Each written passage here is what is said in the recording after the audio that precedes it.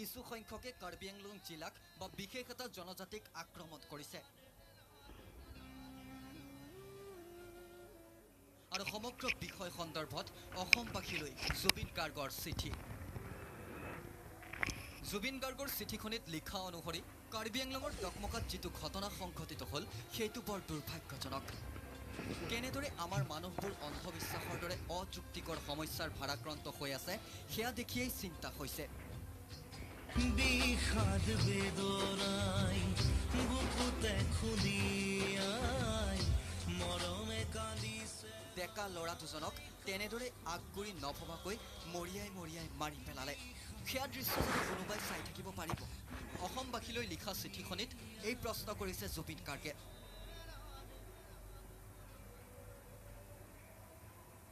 একেদৰেই শিক্ষিত হোৱা মানেই চিন্তা কৰা তথা শক্তি আহৰণ কৰা এনেকুৱা লাগে যেন স্কুল কলেজ খুলি সেই মানুহবোৰক নাম লগোৱাৰ ব্যৱস্থা কৰা হৈছে যদিও কোনোবাই যেন তেওঁলোকক স্বাধীন হোৱাটো বিচৰা নাই অসমবাসীলৈ লিখা চিঠিখনিত এই কথাও উল্লেখ কৰিলে জুবিন গাৰ্গে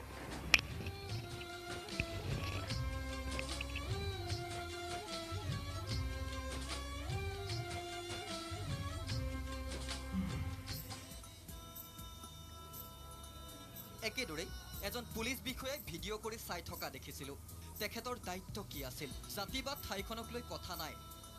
মানুহৰ প্ৰতি মানুহৰ ভাল পোৱা ছুটি হৈ আহিছে এই গুৰুত্বপূৰ্ণ কথাটিও নিজৰ চিঠিখনিত লিখিলে জুবিন গাৰ্গে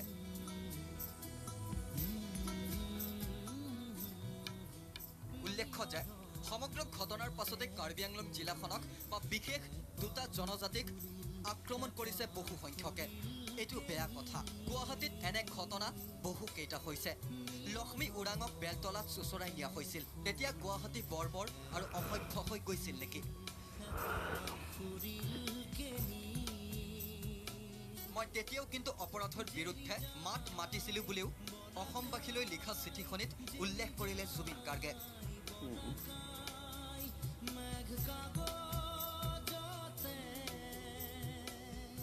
তাৎপৰ্যপূৰ্ণ কথাটো হ'ল জুবিন গাৰ্গৰ অসমবাসীলৈ অনুৰোধ ঘটনাটোৰ পৰা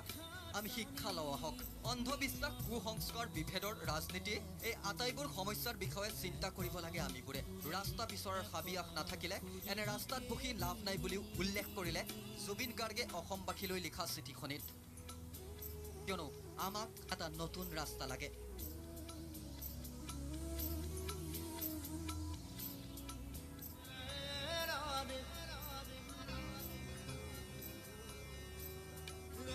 সমগ্ৰ ঘটনা সন্দৰ্ভত ইতিমধ্যে ফেচবুক লাইভৰ জৰিয়তে নিজৰ মনৰ